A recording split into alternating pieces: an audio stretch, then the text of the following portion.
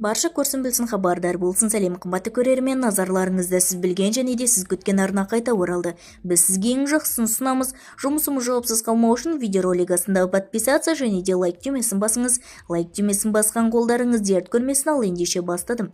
20 наурызда ауа райы қандай болады? Синоптиктер 20 наурызда ауа райы қандай болатындығын айтты деп хабарлайды ulsmedia.kz.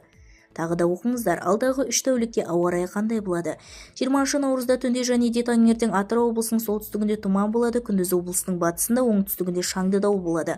Астана қаласында 20 наурыз тұман көктайғақ болады. 20 наурызда түнде және де таңертең Ақтөбе облысының солтүстігінде, шығысында, оңтүстігінде тұман болады. Ақтөбе қаласындағы 20 наурызда түнде және де таңертең тұман болады. 20 наурызда Ақмола облысында тұман көктайғақ болады. Көкшетау қаласында түнде және де таңертең тұман, жолдарда көктайғақ болады.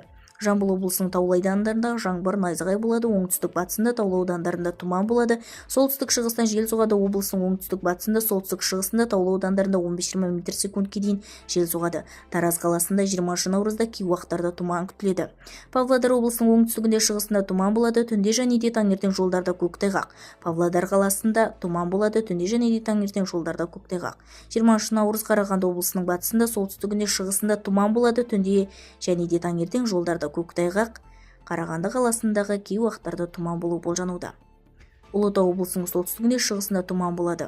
Түркістан облысының оңтүстігінде таулы аудандарында жаңбыр найзағай болады, облысының солтүстігінде таулы аудандарында тұман, шығысында соғатын желдің оңтүстік батысқа ауысады, желдің жылдамдығы 15-20 метр секундке дейін жетеді. Шымкент қаласында кей уақыттарда жаңбыр найзағай, шығыс соғыс жел соғады, желдің жылдамдығы 15-20 метр секунд.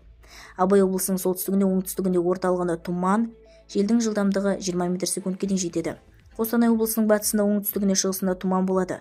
Солтүстік Қазақстан облысының батысында, солтүстігінде, оңтүстігінде тұман көктайғақ болады. Желдің жылдамдығы 15-20 метр секунд. Батыс Қазақстан облысының батысында, солтүстігінде, шығысында тұман көктайғақ болады. Орал қаласында түнде және де таңертең тұман көктайғақ. Маңғыстау облысының оңтүстігінде, орталығында тұман болады, оңтүстік шығыстан жел соғады, желдің жылдамдығы 15-18 метр секундке дейін жетеді.